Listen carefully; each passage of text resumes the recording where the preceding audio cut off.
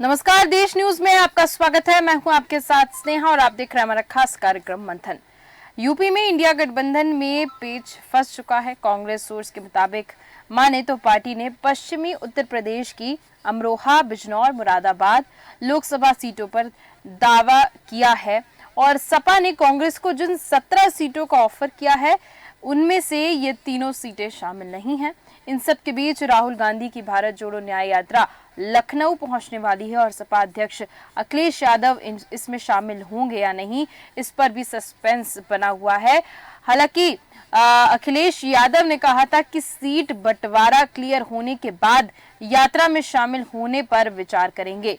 और बात यहाँ पर ये हो रही है कि इंडिया गठबंधन अब टूटता हुआ और बिखरा हुआ दिख रहा है। जिस तरीके से सब एकजुट हुए थे, एकजुट होकर लोकसभा चुनाव की तैयारियों में लगना था और साथ ही साथ एक साथ लोकसभा चुनाव लड़ना था, तो वहीं आप अलग अलग राज्य की स्थिति देखें, पंजाब की देखें या फिर अगर हम बात करें उत्तर प्रदेश की, तो इन दोनों राज्यों की अगर हम देखें, पश्चिम बंगाल की अगर हम बात करें, तो इंडिया गठबंधन सीटों के मामले में जब बात आ रही है तो बिखरता हुआ दिख रहा है। एकजुटता की कहीं ना कहीं कमी है और इंडिया गठबंधन में इतनी बड़ी टूट क्यों देखने को मिली, क्या वजह हो सकती है। और उत्तर प्रदेश में भी ये क्लियर हो चुका है कि सपा और कांग्रेस में सीटों के बंटवारे को लेकर जो भी सस्पेंस अभी तक था, लेकिन आज ये सूत्रों के हवाले क्लियर हो चुका है कि दोनों में बात नहीं बनती नजर आ रही है। इसी पर आज हम चर्चा करेंगे। हमारे साथ मेहमान मौजूद हैं। योगेंद्र सिंह जाजौन जी हमारे साथ जुड़े हैं, कांग्रेस प्रवक्ता। शिवचरण कश्यप जी हमारे साथ जुड़ चुके हैं, सपा नेता। साथ ही साथ दिनेश निगम जी हमारे साथ राजनीतिक विश्लेषक जुड़ चुके हैं और आशीष तिवारी जी हमारे साथ बीजेपी नेता जुड़ चुके हैं। आप सभी का बहुत बहुत स्वागत है देश न्यूज पर। सबसे पहले मैं आऊंगी दिनेश निगम जी आपके पास। मैं जानना चाह रही हूं कि इंडिया गठबंधन की अगर हम स्थिति को देखें, अगर सिचुएशन देखें, तो हर राज्य की अगर हम बात करें, पश्चिम बंगाल की बात करें, पंजाब की बात करें, अभी उत्तर प्रदेश को भी लेकर चलें, तो टूटता हुआ, बिखरा हुआ दिख रहा है। एकजुटता की कमी देखने को मिली और जिस तरीके से ये साथ में थे, और आपने देखा होगा इंडिया गठबंधन का एक अच्छा खासा एक पोस्टर कह सकते हैं, फोटो शूट कराया गया था जिसमें सभी जो दल है वो शामिल थे। कहीं ना कहीं उसमें दरारें देखने को मिली, दरार देखने को मिल रही है और एकजुटता की बहुत ज्यादा कमी है।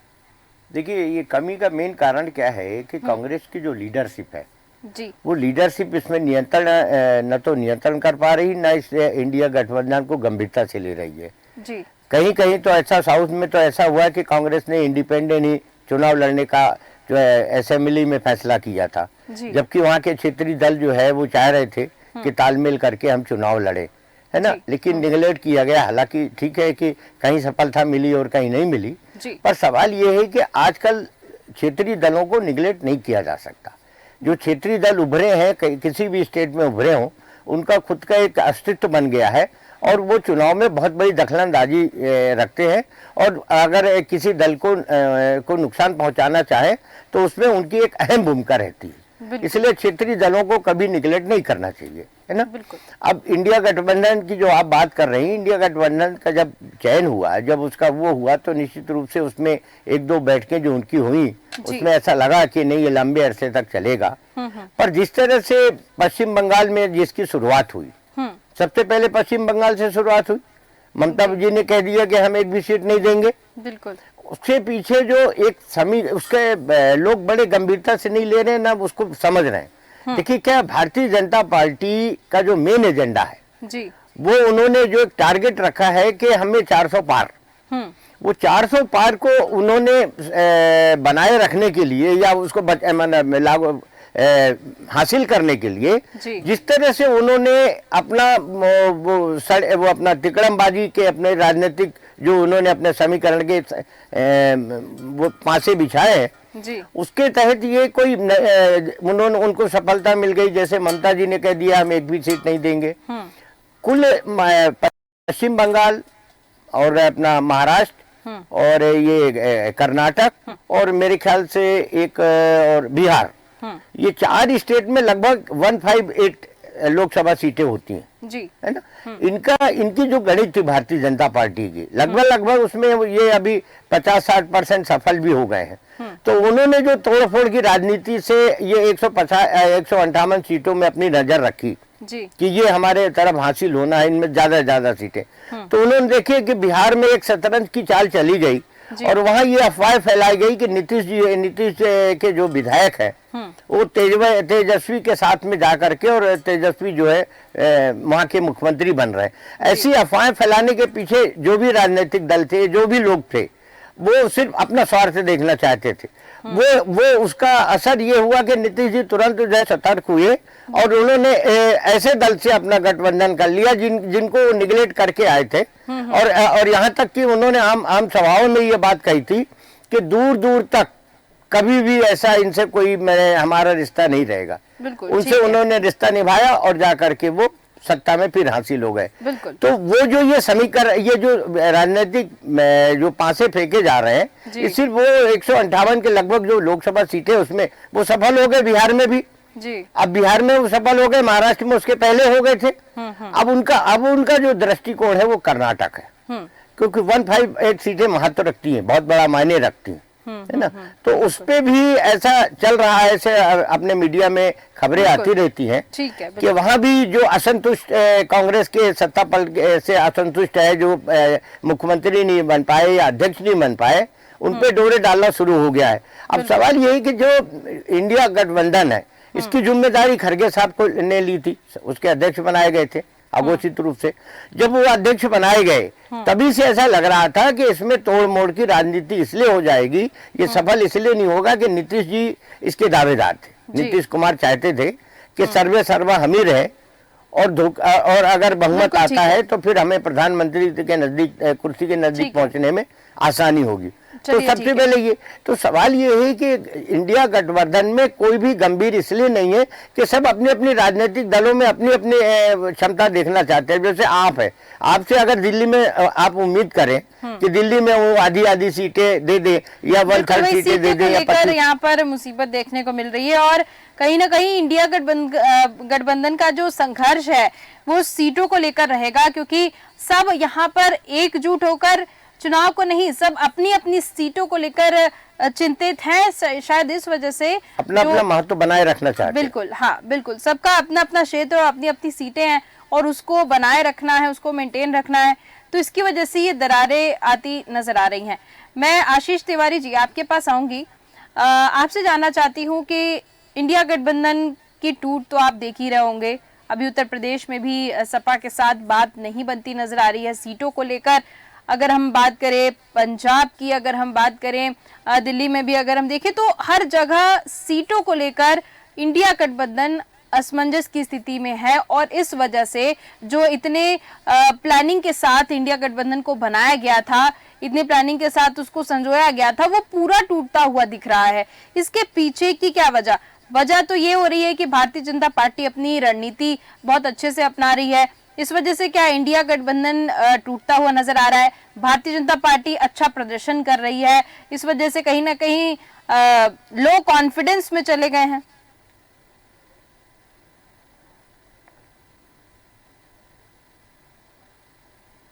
करूंगा या तो ये अपना फोन म्यूट कर दे या ऐसी किसी जगह पर बैठ जाए जहां पर ये बैकग्राउंड ना आए, क्योंकि बहुत बुरी तरीके से ये कानों में आवाज आ रही है और आधी बातें समझ में आ रही है, आधी नहीं समझ में आ रही है।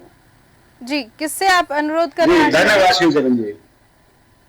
ये शिवचरण जी से मैं कह रहा था, क्योंकि ये जहां बैठे हैं वहां बहुत लोग बैठे हैं। जी बोलिए आशीष जी आप। जी धन्यवाद।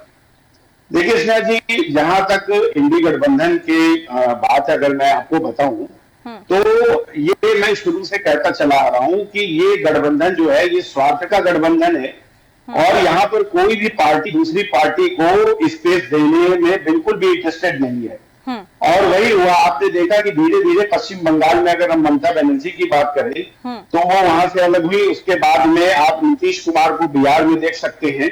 उसके बाद में अरविंद केजरीवाल ने भी बोला कि मैं अकेले चुनाव लड़ूंगा। उसके बाद में कांग्रेस के कुछ नेता महाराष्ट्र की बात कर ले, मध्य प्रदेश की बात कर ले, राजस्थान की बात कर ले, तो आप देख रहे हैं कि ये जो टूट होती जा रही है, ये टूट सिर्फ इस बात को बता रही है कि ये जो गठबंधन है ये स्वार्थ का गठबंधन हुआ था। और जनता भी इस चीज को समझ रही है कि ये जो एक गठबंधन जिसमें इन्होंने इंडिया जैसे शब्द का प्रयोग करा, उसके साथ में ये न्याय नहीं कर पा रहे। ये न्याय यात्रा तो निकाल रहे हैं, लेकिन गठबंधन के साथ में न्याय नहीं कर पा रहे, क्योंकि गठबंधन से जो भी लोग अलग हो रहे हैं उन सबने सीधे तौर पर राहुल गांधी को ही इसका पूरा श्रेय दिया है कि राहुल गांधी की वजह से ये सारी चीजें हो रही। तो आप ये चीज समझ लीजिए कि चुनाव की तारीखें आज में कुछ नहीं बचेगा, सारे लोग अलग अलग चुनाव लड़ेंगे। चूंकि आप यहाँ पर समाजवादी पार्टी का भी स्टैंड देख लीजिए जी, यहाँ पर राहुल गांधी की न्याय यात्रा चल रही है और वहां पर अखिलेश जी ने अपनी दूसरी लिस्ट भी जारी करी, और उसके बाद में अब आप मुझको ये बताइए कि जब लिस्ट वहां जारी हो चुकी है तो फिर आप सीट शेयरिंग का कौन सा फार्मूला है, कहां पर ये बात करेंगे, कैसे क्या बताना चाह रहे हैं। और या तो फिर एक, अभी मैं डिबेट पर बैठा था, वहां पर समाजवादी के प्रवक्ता ने कहा कि नहीं अभी हम अपनी सीटों पे प्रत्याशी उतार दे रहे हैं और जो बाद में बचेंगे उस पर हमारी शेयरिंग फाइट। तो मैंने उससे यही प्रश्न करा, क्या आप कांग्रेस को इतना कमजोर समझते हैं कि वो 80 में से 80 सीटों पे नहीं कर सकती है या उसके पास कैंडिडेट नहीं है? आप बिना बात करे, आप बिना सीट शेयरिंग के फार्मूले को लगाए हुए आप कैसे उतारते चले जा रहे हैं? इसका कांग्रेस से बात ही नहीं करी, तो उन्होंने कहा नहीं माननीय अखिलेश जी ने, लेकिन बात ही। तो ये जो गठबंधन है, ये गठबंधन आप देखिएगा पूरी तरीके से ये बिखर चुका है, और ये बिखरा हुआ गठबंधन कुछ भी नहीं करने वाला। दूसरी चीज, सबसे बड़ी बात यह है कि जनता इस चीज को समझ रही है यार, कि जब आप आपस में एक नहीं है, अगर जैसे कैसे करके आपकी, अगर मान लीजिए बाई दबे वैसे तो सरकार आनी नहीं है, आ जाएगी तो वो भारत देश का क्या हाल करेगी? चूंकि कोई पार्टी कुछ बोलेगी, कोई पार्टी कुछ बोलेगी, तो उसको कैसे संभाला जाएगा? तो कहीं ना कहीं ये गठबंधन जो है पूरी तरीके से फेल है, और इस गठबंधन का कुछ होने वाला है नहीं।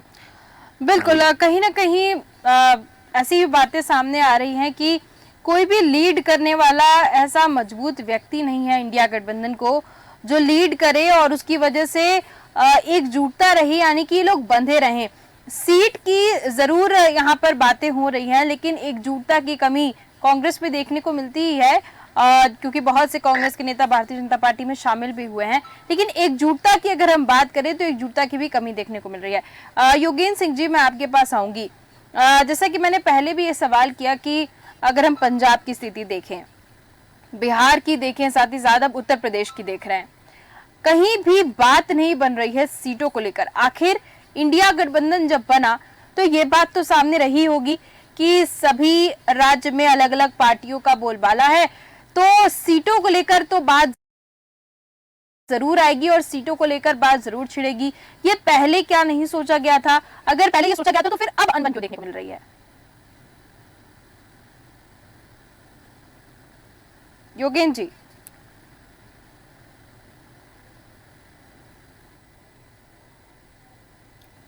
योगेंद्र जी, आप मेरी आवाज सुन पा रहे हैं?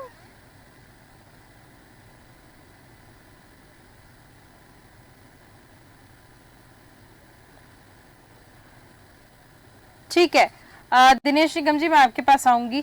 आपसे जानना चाहती हूं कि आखिर इंडिया गठबंधन जब बना था जी, तो भी इनके दिमाग में ये विचार तो आया होगा कि सीटों को लेकर बात होगी, सीटों को लेकर आगे चल के बात होने जा रही है, या फिर जब भी चुनाव करीब आएंगे तो सीटों को लेकर तो हमेशा बात सामने छिड़ती ही है। इंडिया गठबंधन जब बना था तो क्या ये नहीं सोच पाए थे, और अगर ये सोचे भी थे तो फिर अभी इतनी अनबन क्यों नजर आ रही है? देखिए, क्या है कि ये सबसे बड़ी गलती है। जब एक तो मैं ये कहूँगा कि इसका गठन ही बहुत जल्दबाजी में हुआ। जल्दबाजी में सारे अनेक दल के लोग एक हुए और उन्होंने बैठकें करी।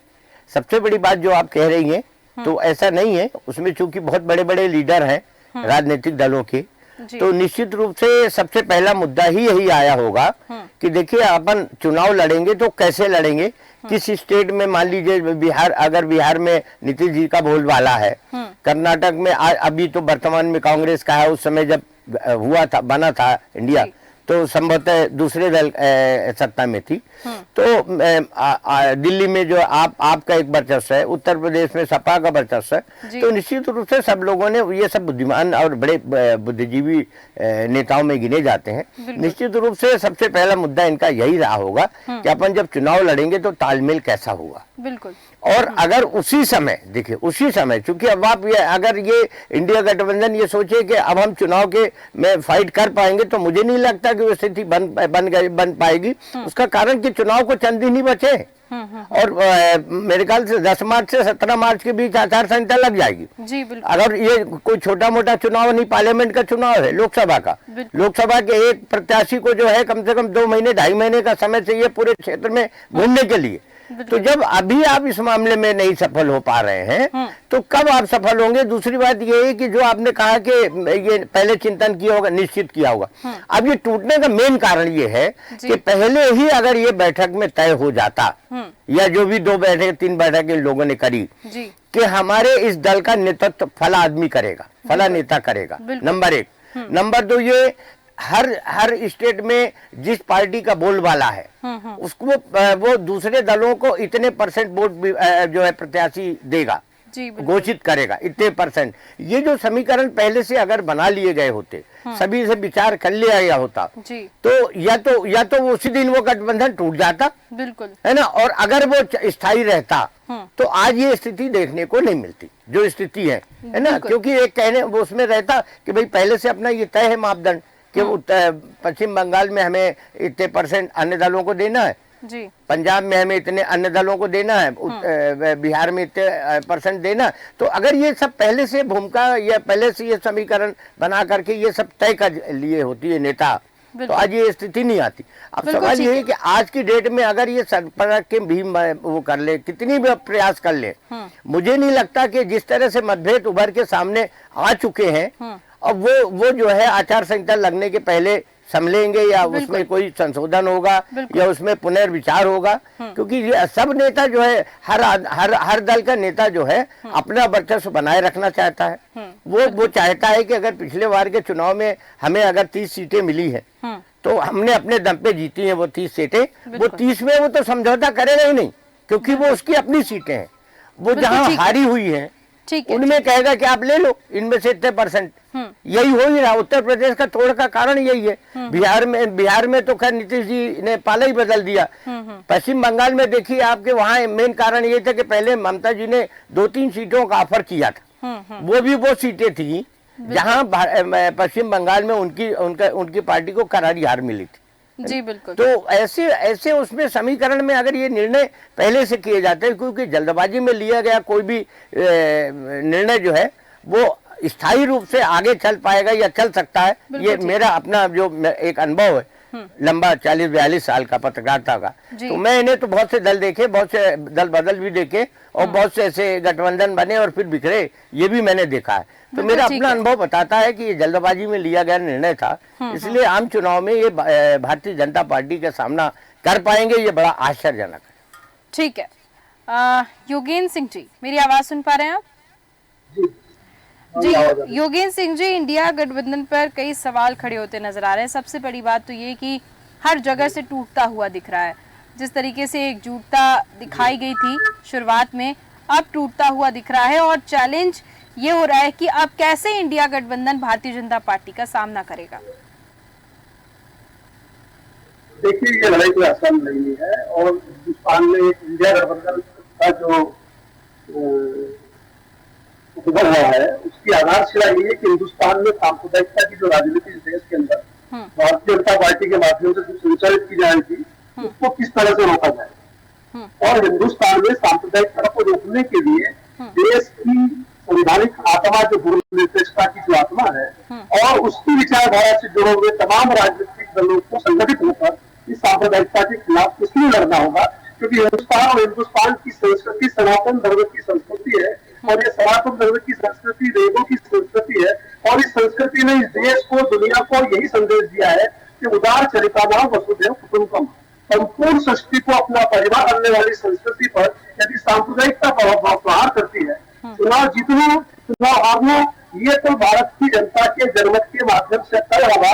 किंतु हिंदुस्तान में कांग्रेस और कांग्रेस पार्टी की विचारधारा और कांग्रेस पार्टी का नेतृत्व एक ही ध्येय के साथ काम कर रहा है, और वह काम है कि हिंदुस्तान के संविधान को बचाना है, इस देश की लोकतांत्रिक व्यवस्था को बचाना है, इस देश के संविधान के प्रदत्त तमाम अधिकारों से देश की जनता को हक दिलाना है।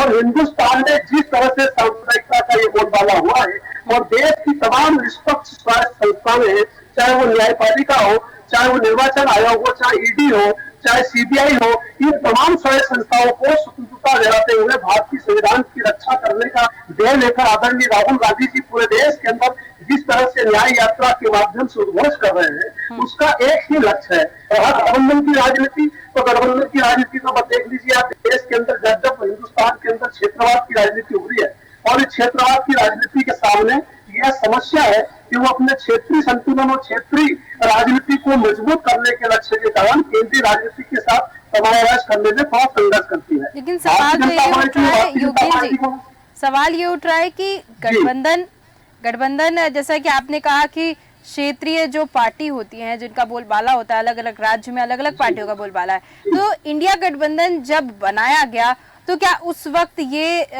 जो चीजें थी ये दिमाग में नहीं थी कि आगे जाकर सीटों को लेकर अनबन हो सकती है? क्योंकि ये लोकसभा चुनाव बहुत करीब हैं और ये काफी गलत संकेत जा रहा है इंडिया गठबंधन को लेकर कि कैसे अब सामना होगा, और कहीं ना कहीं कॉन्फिडेंस की भी कमी देखने को मिलेगी इंडिया गठबंधन में, क्योंकि जब एकजुट रहते हैं तो कॉन्फिडेंस हमेशा ज्यादा रहता है। और अब अंत में आते आते, क्योंकि बहुत करीब ही हैं अब लोकसभा चुनाव, और अंत में आते आते अगर इधर टूट देखने को मिल रही है हर जगह से, कहीं भी सीटों को लेकर ऐसा नहीं बन पा रहा, बिल्कुल कहीं भी ऐसी बात नहीं बन पा रही है, तो ये सवाल ये है कि क्या पहले ये चीजें दिमाग में नहीं थी कि हाँ सीटों को लेकर आगे चल के दिक्कत हो सकती है? पहले तो ये भी दिमाग में था कि हमें बिहार में नीतीश कुमार जी के साथ चुनाव लड़ना है, हमें लालू जी के साथ मिलकर चुनाव लड़ना है, और नीतीश कुमार जी किस प्रकार से अगुवाई कर रहे थे इंडिया गठबंधन की, और किस प्रकार से केंद्रीय नेतृत्व भारतीय जनता पार्टी के शीर्ष नरेंद्र मोदी जी पर किस तरह से प्रहार कर रहे थे। लेकिन प्रलोभन की राजनीति और भय की राजनीति जो देश में है, या तो आप उनके गठबंधन के साथ सशक्त थे तो जुड़ जाइए, और नहीं जुड़ोगे तो ईडी आपके साथ तैयार करिए, आपके दरवाजे पर पहुंचाएगी। और ईडी जगह जगह गांव-गांव शहर उसी तरह से बोल रही है कि किस तरह से हिंदुस्तान में भारतीय जनता पार्टी को बनाना है। ईडी की वजह से टूट रहे हैं गठबंधन, बिल्कुल ईडी भी एक प्रभाव है, ईडी भी एक कारक है, और साथ में प्रलोभन भी एक कारक है, और महत्वाकांक्षा भी एक कारक है। तो ईडी तो अपना काम करेगी, ईडी तो अपना काम करेगी, ईडी काम करती है, तो ईडी को केवल विपक्ष ही दिखता है, ईडी को केवल विपक्ष ही रहता है, दिखते हैं। हिंदुस्तान में ईडी केवल विपक्ष के लिए काम करने के लिए बनाई गई है। ईडी स्वतंत्र संस्थान है, ईडी स्वतंत्र संस्थान है, और उसके लिए सब निष्पक्ष रूप से कार्रवाई होना चाहिए। लेकिन जैसे आप देख रहे हैं पूरे राज्यों के चुनाव भी देखिए ना, बंगाल का चुनाव हुआ, ईडी बंगाल पहुंच गई, बिहार का चुनाव हुआ तो बिहार पहुंच गई। हमने देखा ईडी किस तरह से कार्य कर रही है। हिंदुस्तान में देश की तमाम स्वायत्त संस्थानें पूरी तरह से हिंदुस्तान में प्रभावित है, और इन्हें रोकना इस राष्ट्र में कांग्रेस पार्टी का अपना ध्येय है। ठीक है, चलिए ठीक है, मैं आशीष तिवारी जी आपसे इसका जवाब लूंगी कि ईडी को सिर्फ विपक्षी क्यों दिख रहा है, लेकिन उसके पहले मैं दिनेश निगम जी के पास जाऊंगी। दिनेश निगम जी कुछ कहना चाह रहे थे? मैं ये कहना चाहता हूँ सारे राजनीतिक दलों से जो अभी इंडिया गठबंधन से जुड़े हुए लोग हैं, अगर उनको लगता है कि नहीं ईडी के कारण जो है इस तरह से भय का माहौल बनाया जा रहा है और उसके कारण टूटन हमारे दल में हो रही है, तो उसके ऊपर भी एक न्यायालय है, सर्वोच्च न्यायालय है। आप इस तरह से प्रमाण एकत्रित करिए, और हम चाहेंगे कि नहीं होना चाहिए निष्पक्ष, बिल्कुल दूध का दूध पानी का पानी सामने आना चाहिए कि ईडी का वाकई इस तरह से मिसयूज किया जा रहा है क्या। क्योंकि अगर आपके पास ऐसा कुछ है तो आप लोग अपने इस तरह से प्रमाण, इस तरह से तथ्य इकट्ठा करके और सर्वोच्च न्यायालय में सभी सार्वजनिक रूप से सभी लोग जाएं और एक मत से वहां पैरवी करें एक तरह से। तो ऐसा नहीं है कि न्यायालय में उसको सुनवाई नहीं होगी या न्यायालय उन तथ्यों को नजरअंदाज करेगा जी। तो एक रास्ता ये है, अगर आपको लगता है ना कि भय की राजनीति से लोग उठ रहे, मेरा तो मानना यह है कि भय की राजनीति तो दूसरे पहलू में आती है। पहला पहलू तो यही है कि अपना वर्चस्व बनाए रखने के लिए जो राजनीतिक क्षेत्रीय दल के नेता है वहां, वो अपना वर्चस्व बनाए रखने के लिए इस तरह से समझौते में से पीछे हट रहे हैं, क्योंकि उनको ऐसा लगता है कि अभी हम 30 है, कल हम 25 हो जाएंगे, है ना। तो वो 30 से 35 जाना चाहते हैं, 30 से 25 नहीं आना चाहते। ठीक है। ये टूटने का एक ये मेन कारण ये है। बिल्कुल ठीक है। आशीष तिवारी जी, आपके पास आऊंगी। आखिर जब बात आ रही है टूटने की, तो योगेंद्र जी ने कहा कि कहीं ना कहीं ये भी इंडिया गठबंधन में टूट की वजह कि अगर आप भारतीय जनता पार्टी के साथ नहीं है तो ईडी आपके पास पहुंच जाएगी। विपक्ष की नेताई क्यों दिख रहे हैं? कांग्रेस प्रवक्ता ने भी बहुत अच्छी बातें करी। वसुधैव कुटुंबकम की भी बात कर दी, सनातन की भी बात कर दी, सांप्रदायिकता की बात कर दी। सनातन की बात इन लोगों के मुंह से अच्छी नहीं लगती है, क्योंकि इनके ही साथ के लोग जब सनातन धर्म को वायरस बोलते हैं, स्टालिन जैसे और ए राजा जैसे लोग एड्स बोलते हैं, तो ये सनातन की ये तरफदारी और पैरवी इस समय ना करें तो ये ज्यादा अच्छा होगा। और संप्रदायिक की जहां तक बात है, तो ये वही कांग्रेस सरकार है जहां पर जिनके राज्य में मंदिरों के ऊपर तो सरकार का कब्जा होगा, उसका तो सब मंदिरों का तो लेखा जोखा सरकार रखेगी, लेकिन किसी और धर्म के पूजा स्थल पर सरकार का कोई भी लेना देना नहीं रहेगा। तो ये ना सनातन की बात करें, ना ये सांप्रदायिकता की बात करें। और रही अब ईडी की बात, तो आप एक चीज बताइए ना कि विपक्ष में इतने सारे नेता हैं, तो पूरे सारे नेताओं के यहाँ तो ईडी नहीं चली गई। ईडी तो वहीं गई जहां पर भ्रष्टाचार का उनको पता चला और भ्रष्टाचार हुआ। क्या ये हमारे योगेंद्र सिंह यादव बता पाएंगे कि ईडी ने कोई एक ऐसा छापा मारा हो जहां पर उसको कुछ मिला ना हो, चाहे झारखंड की मुद्दा हो या फिर कहीं किसी भी चीज का, जहां पर भी ईडी ने अगर कार्रवाई करी है तो वहां पर कुछ ना कुछ मिला जरूर है। तो इससे ये इस बात का भी अब ये बतंगड़ बनाएंगे, ईडी का भी उसको भी अब ये बता देंगे कि वो भारतीय जनता पार्टी के लिए काम करे। तो ये इनके निम्न सोच है, इससे ज्यादा ये सोच नहीं सकते। ये बौखलाए हुए हैं क्योंकि इंडिया गठबंधन कहीं ना कहीं बुरी तरीके से ममता हो, अरविंद केजरीवाल, नीतीश कुमार हो या कांग्रेस के ही, चाहे महाराष्ट्र के बड़े बड़े नेता हो, पूर्व मुख्यमंत्री हो या राजस्थान में हो या मध्य प्रदेश में, तो ये बौखलाई भी है, समझ में नहीं आ रहा है। तो ये सिर्फ और सिर्फ भारतीय जनता पार्टी के ऊपर आरोप लगाने का काम कर रहे हैं। आपने जादव जी से पूछा कि इंडिया गठबंधन में जो टूट हो रही है उसको बताओ, तो इन्होंने उस पर नहीं बताया। इन्होंने ये बताया कि ये गठबंधन बना क्यों था, ये नहीं बता पाए कि ये टूट क्यों हो रही है, क्योंकि इन्होंने उसको ये बताने नहीं चाहते कि ये जो राहुल गांधी है, ये राहुल गांधी की वजह से ये सारी टूट हो रही है। जहां पर सीट शेयरिंग के फॉर्मूले चुनाव जैसे अभी हमारे राजनीतिक विश्लेषक ने बहुत अच्छी बात कही कि जहां पर ये सारे फॉर्मूले तय होने चाहिए, वहां पर ये अपनी यात्रा निकाले पड़े हैं। उस यात्रा से कोई लाभ होने वाला तो है नहीं, क्योंकि ये वहां के इनके गठबंधन के लोग टूटते चले गए। अब जबकि ये उत्तर प्रदेश में है, तो आप अखिलेश जी को भी देख सकते हैं कि अखिलेश जी जो इनके साथ में थे, जिन्होंने यात्रा आएगी तो हम उसमें शामिल होंगे। और अब आप अखिलेश जी को देख लीजिए, उन्होंने कहा कि नहीं हमारी कोई सीट शेयरिंग नहीं हुई है, इसलिए हम नहीं जाएंगे। और यहाँ पर राहुल गांधी अपनी यात्रा निकाल रहे हैं, वहां पर अखिलेश जी वहां पर अपनी लिस्ट निकालते पड़े, उन्होंने दूसरी लिस्ट भी निकाल दी। तो इंडिया गठबंधन का बुरा हाल है और ये गठबंधन जीवन में हो नहीं सकता है। उसके पीछे का रीजन राजनीतिक विश्लेषक ने बहुत अच्छा बता दिया। देखिए, हर राजनीतिक पार्टी अपनी जो राजनीतिक जमीन होती है उसको वो कभी दूसरे को गिफ्ट नहीं करना चाहती। बिल्कुल। अब आप ये बताइए, क्या पश्चिम बंगाल में ममता जी चाहेंगी कि वहां पर कांग्रेस का खाता खुले? क्या उत्तर प्रदेश में अखिलेश जी चाहेंगे कि कांग्रेस का खाता खुले? क्या अरविंद केजरीवाल दिल्ली और पंजाब में चाहेंगे कि कांग्रेस का खाता खुले? बिल्कुल। तो यही बात है जी। बिल्कुल बिल्कुल आशीष जी, कहीं ना कहीं ये भी बात सामने है कि योगेंद्र जी मैं आपके पास आऊंगी। जो मुख्य वजह है, यानी कि जैसे मैंने पहले भी कहा कि जो क्षेत्रीय पार्टियां हैं उनका इतना दबदबा है कि वो कांग्रेस पार्टी को अपनी सीटों पर क्यों आने देंगे। और आप यहाँ पर कह रहे हैं कि इसलिए टूट हो रही है कि ईडी की वजह से, ईडी पहुंच जाएगी। मुझे बहुत ही कम शब्दों में बताइए, क्योंकि समय मेरा समाप्त हो चुका है और मैं चर्चा को विराम दूंगी, लेकिन बहुत ही कम शब्दों में आपसे जानना चाहूंगी कि आखिर मुख्य वजह आप किसको मानते हैं? क्या ईडी को मुख्य वजह मान रहे हैं या फिर क्षेत्रीय दलों का जो अपना अपना दबा है उस वजह से? देखिए, भारतीय जनता पार्टी का जो पक्ष है वो किसी न किसी तरह इंडिया गठबंधन से भयभीत थी और वो प्रारंभ से ये प्रयास कर रही है कि इंडिया गठबंधन किसी भी तरह से टूटे। अब देश में सबसे बड़े राज्य के रूप में उत्तर प्रदेश और बिहार, अब बिहार राज्य के अंदर नीतीश कुमार को किस तरह से किसी भी तरह से उस इंडिया गठबंधन से हटाने के लिए प्रयास हुआ। जैसे महाराष्ट्र है, अब महाराष्ट्र में नरेंद्र मोदी जी जब पहुंचते हैं महाराष्ट्र में, तो महाराष्ट्र में वे अजीत पवार जी को सबसे भ्रष्टतम नेता भी कहते हैं, करोड़ों के घोटाले का आरोप भी लगाते हैं। लेकिन आप कि किस प्रकार से जब वो भारतीय जनता पार्टी में शामिल हो जाते हैं तो वो एक ईमानदार राजा के रूप में परिभाषित हो जाते हैं। तो इस प्रकार से ईडी के माध्यम से किसी न किसी तरह से अनबैलेंस काम हो रहा है। अब हमारा आदरणीय राजनीतिक विश्लेषक जी ने कहा कि आपको न्यायपालिका के दरवाजे खटखटाना चाहिए। मैं बताना चाहता हूँ कि न्यायपालिका में आदमी का क्षेत्रीय अधिकार है और उसका संवैधानिक अधिकार है कि वो न्यायपालिका के दरवाजे खटखटाता है। अब मनीष सिसोदिया जी का और इनका जो मामला है, आबकारी घोटाले के मामले को देख लीजिए। आबकारी घोटाले में एक घोटाले की जांच की अनुसंधान पूरी नहीं होती है, उसके बाद दूसरी एफआईआर हो जाती है। आप किसी न किसी तरह से दबाव बनाना चाहते हैं। ठीक है, चलिए, क्योंकि अब कोई रीजन कोई भी हो यहाँ पर, राजनीति देखिए क्यों होती है।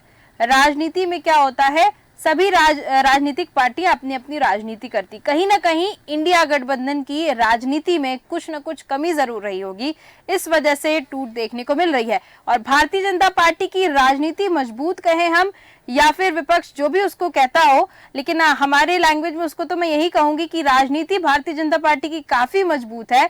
इस वजह से भारतीय जनता पार्टी अपना वर्चस्व बनाई हुई है और इंडिया गठबंधन को इसी को मजबूत करने की बेहद जरूरत है। मैं चर्चा को यही विराम देना चाहूंगी। आप सभी मेहमानों का एक सेकंड जी दिनेश, भारतीय जनता पार्टी की जो राजनीतिक जो शतरंज की वो है पासें जिस तरह से चल रही है, वो उसमें सक्सेस होती जा रही है।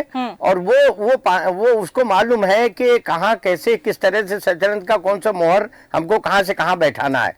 अगर इंडिया गठबंधन इसको अभी भी चिंता में, अभी भी गंभीरता से ले, तो वो ये देखे कि मोहरी कहाँ से कहाँ बैठाने की जो एक ये चाल चली जा रही है, उसको रोकने का प्रयास अभी 2, 4, 6 दिन, 10 दिन, 15 दिन में कर सकते हैं। तो हो सकता है कि आने वाले चुनाव में ये सामना करें। बिल्कुल बिल्कुल, आप सही कह रहे हैं। कहीं ना कहीं इंडिया गठबंधन को मजबूत होने की जरूरत है, हर तरीके से मजबूत होने की बेहद जरूरत है। मैं बिल्कुल इस मुद्दे पर वापस आऊंगी और आप सभी मेहमानों को वापस लूंगी। जी आशीष जी बोलिए।